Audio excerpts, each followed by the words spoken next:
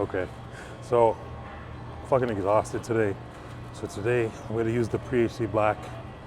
I'm gonna 2-serving it. All right, I'm gonna go off today. I need all the energy as possible. Listen, I slept for 8 hours and I'm still exhausted. All right, getting to that point in prep. Certain things, I'm not gonna say what they are. All right, because it's the HD muscle channel. I want to keep it, on point. I don't want to speak about certain things, but certain substance is making me tired as hell. All right, so it's messing with my sleep. But hey, my results, my muscle building is good. But anyways, I'm troubleshooting that whole sleep thing. I use Sleep HD, that's helping. I use a couple other things like L-theanine, melatonin, other things. But it's time to ramp it up. So I might start throwing some THC in there. But anyways, let's start with my pre. So I'm gonna use the pre-HD black, use Relight, and also Kriya HD, 5 grams of that.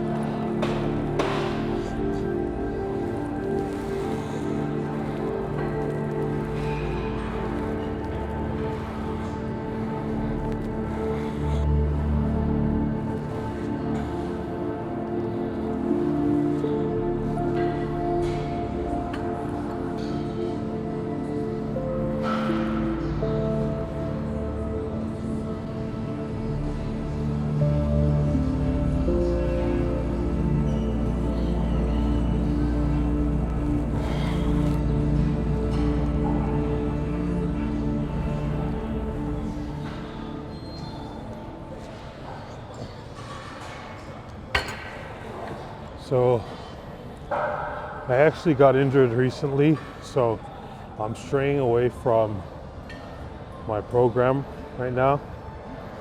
What I believe it is sciatica. So maybe it's not necessarily an injury, but it's some sort of nerve flare-up. So yeah, I had to deviate, which I spoke with my coach. So I'm doing more supported back exercises. This obviously isn't supported. This isn't a compound movement. This is just something that I like to do to get my lats engaged. Then after this, I'm gonna move on.